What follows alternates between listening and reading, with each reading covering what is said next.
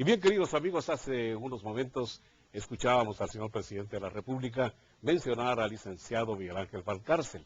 Él es el comisionado presidencial al diálogo y esta noche nos acompaña. Es un gusto recibirte en esta tu casa. Por favor, bienvenido, Miguel Ángel. Es una buena ocasión para conversar. Hoy tenemos pues una preocupación muy grande y es los problemas que se originaron en Sololá, y quisiéramos saber si podemos contar contigo para conocer un poco cómo se originó y de qué proviene esto. Gracias, sobre todo a la teleaudiencia. Mira, hay que situar como el contexto histórico, digamos, de una de las reivindicaciones fundamentales, que a través de una organización tradicional que tiene toda una experiencia de vida, yo te diría más de 200 años, de una estructura comunitaria que ha posibilitado no solo el desarrollo, sino también el entendimiento y la armonía social en esas comunidades de Totonicapán. Mira, ahí existe un viejo problema que está referido a la energía, ¿sí? Hay una... Una de las razones para la movilización. Sí, yo creo que es la razón fundamental. Después, quizá ellos, en términos estratégicos, le agregaron un aspecto que a mí me parece vital en términos de la reforma constitucional, que no demarca una posición en contra de la reforma, sino lo que demandan, y así se lo explicaron al propio presidente, es un reconocimiento particular. Pero concentrémonos, si quieres, en términos de la energía. Mira, esto a lo largo de varias administraciones ha estado presente como un problema que no se ha solucionado, ¿sí? Tiene diversas facetas, tiene quejas con respecto a la calidad del servicio que se presta, tiene quejas con respecto al cobro que se hace, tiene quejas con respecto al significado más profundo que tiene, por ejemplo, el que tú quieras mover un contador de un lado para otro, ¿sí? O peor, si se trata de que hay que poner un poste para otro lugar.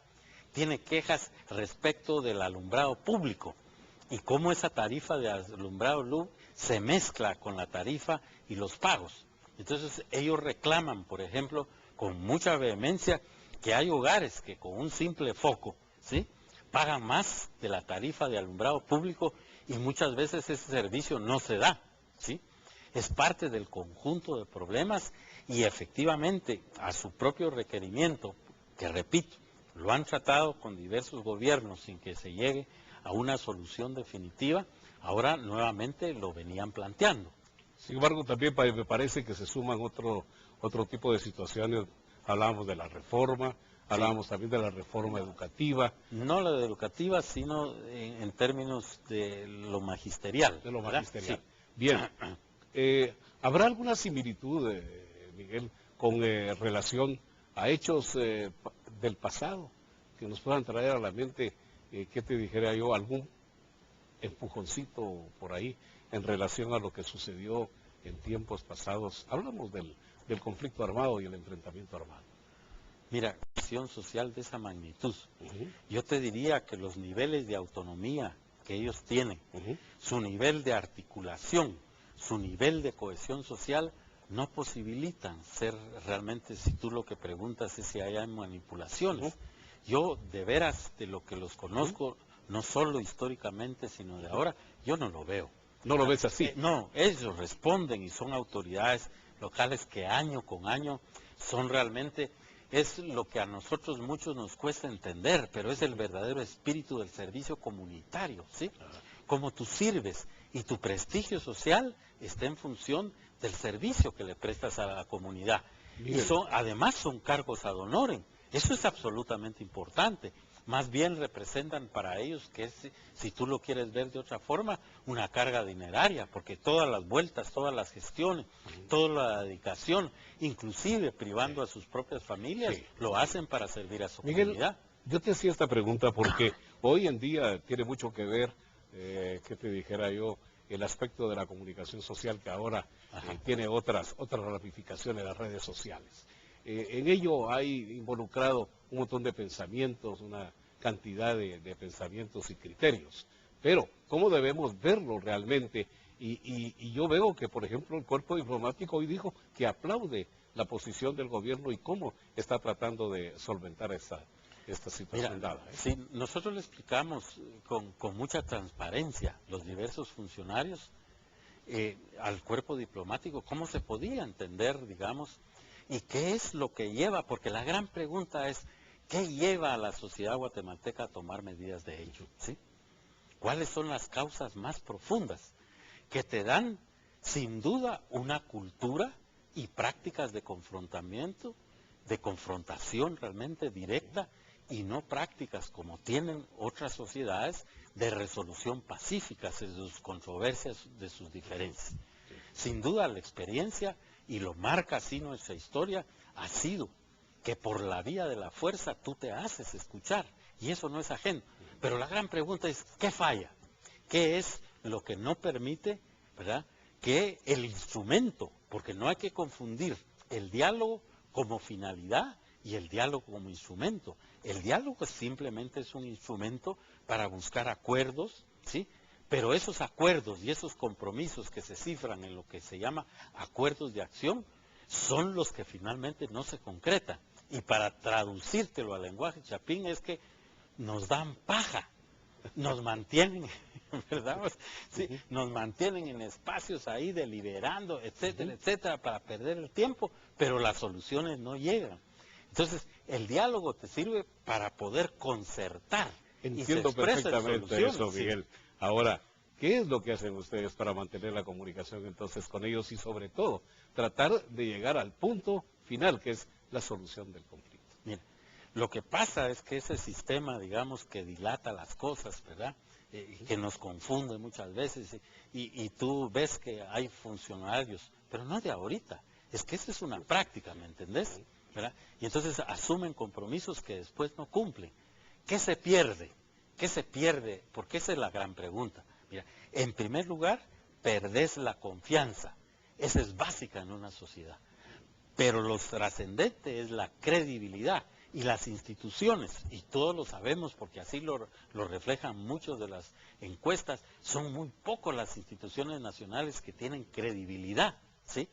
Porque justamente no existe la confianza. Y eso es como el proceso en que esta administración está empeñada. Y en el fondo se llama cómo fortalecemos y hacemos más eficiente la capacidad de respuesta de todos los actores y el conjunto de actores de la sociedad para atender, fíjate bien, no los conflictos, sino las necesidades de la población. ¿Y cuándo vamos a tener ese punto final, Miguel? Mira, ese es un proceso, eso no se puede lograr de la noche a la mañana, porque sin duda nosotros, producto del enfrentamiento armado, producto de nuestro comportamiento histórico, producto de la discriminación y la exclusión, estamos acostumbrados que a leñazo puro es como resolvemos nuestras cosas. ¿Has planteado cuál es la posición y qué es lo que ustedes esperan lograr fortaleciendo una nueva cultura, sobre todo de credibilidad, que es lo que ha hecho falta? Sí, recuperar la credibilidad. Recuperar todo eso. Pero yo te digo, ¿y si ellos toman medidas de hecho? ¿Cuál va a ser la posición de ustedes? Si continúan esas medidas de hecho, si continúan esas manifestaciones y esa línea de conducta. Bueno, mira, como eso es actitudinal, ¿sí? Pero nosotros no nos podemos perder, tenemos que reconocer que hay sectores en la sociedad guatemalteca muy interesados que esos niveles de conflictividad no se disminuyan, donde las necesidades y los intereses reales de la población, y ese es un peligro que justamente juegan las organizaciones como que se vean instrumentadas por otro tipo de intereses políticos, sectoriales, gremiales, lo que quiera, que se montan sobre esta tragedia nacional, porque eso es en función de sus intereses y en función de posicionamientos que tienen que ver con el pasado. Pero también yo creo que, y eso es muy importante, un reconocimiento para muchos liderazgos maduros en la sociedad guatemalteca, donde fuerzas se están expresando, apelando, como lo vimos en lo que se produce en Quetzaltenango, para que dicen, no es posible que sigamos en esta vía del enfrentamiento. Yo le decía hoy al cuerpo diplomático, nosotros tuvimos el valor de suscribir los acuerdos de paz y de dar un paso y un salto cualitativo, pero tenemos una dimensión que olvidamos que es absolutamente clave y trascendente, y esa es la dimensión de la reconciliación. Los guatemaltecos tenemos que aprender a reencontrarnos para reconciliarnos y entonces podremos ver un futuro diferente, donde por medio de la construcción del consenso, de los acuerdos y usando el instrumento de diálogo, encontremos cómo resolver nuestras diferencias. Gracias, Los Miguel. intereses, mira, los intereses son legítimos y diversos actores y diversos grupos pueden tener sus intereses. Lo que no es propio de una cultura de advenimiento y de paz es resolver las diferencias mediante la expresión de la violencia. Dos cosas, Miguel. Aquí terminamos. Yo te agradezco muchísimo tu presencia porque nos queda, desafortunadamente, algo todavía sin poder conversar, pero estoy seguro que tendremos una nueva oportunidad.